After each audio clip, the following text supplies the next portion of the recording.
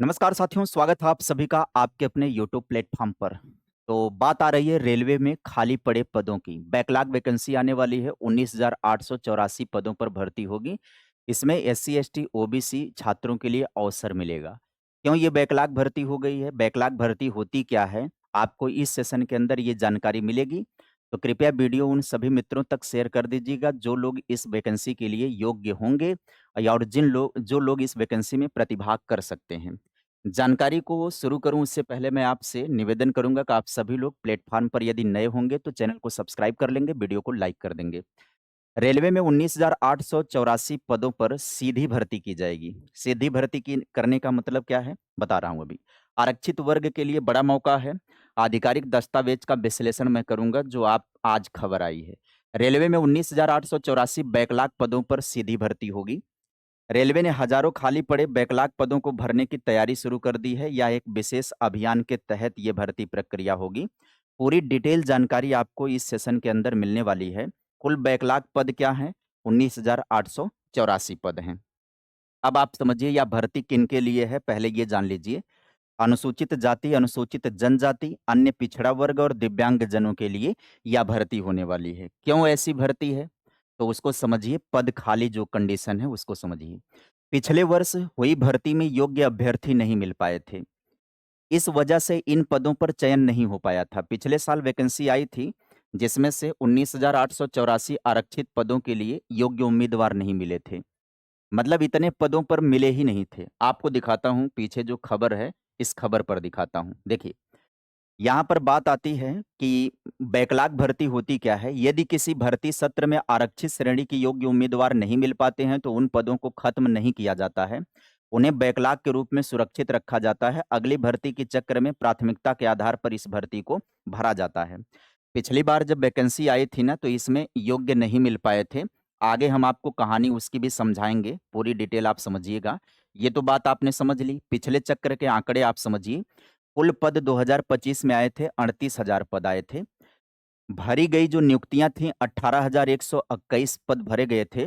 रिक्त पद रह गए थे 19,884 और ये रिक्त पद किनके थे? तो ये एससी, एसटी, अनुसूचित जाति, ओबीसी। इसमें देखिए, एससी यानी अनुसूचित जाति को कितने हैं? 6,000 6,640 पद जो हैं, ये आरक्षित वर्ग में हैं। यह संख्या सर्वाधिक है। इन पर योग्य उम्मीदवार नहीं मिल पाए थे। दूसरा, 6,459 पद खाली हैं आरक्षित वर्ग में, यह संख्या महत्वपूर्ण है ओबीसी के अंदर। इसके अलावा अनुसूचित जनजाति एसटी के लिए बात करें तो 5,730 पद खाली हैं, इन पदों पर चयन नहीं हो सका था।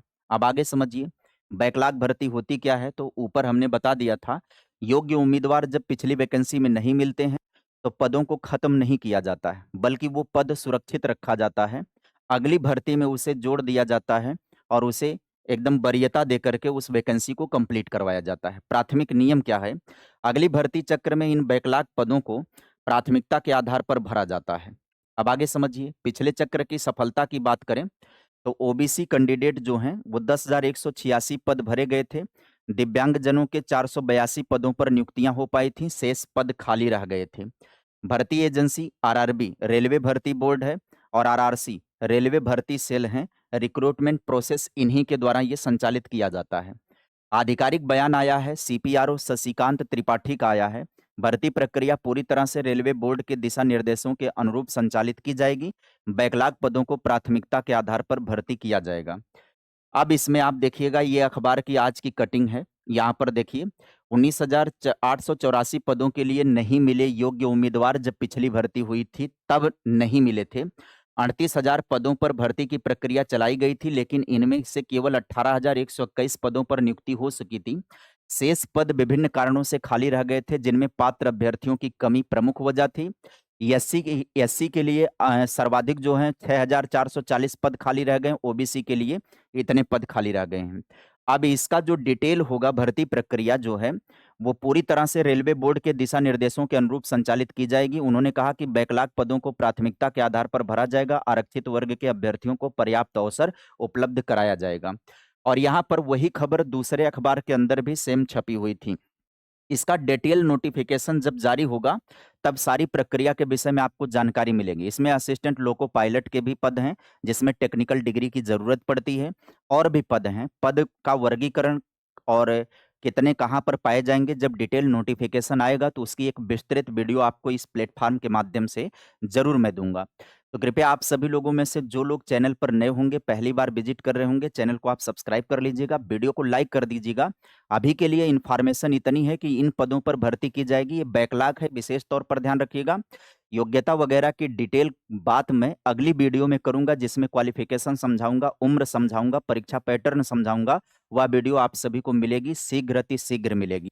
उसके बाद डिटेल जानकारी आपके पास हो जाएगी, और ये नोटिफिकेशन जब आएगा तब उसके विषय में भी मैं अवगत करा दूंगा।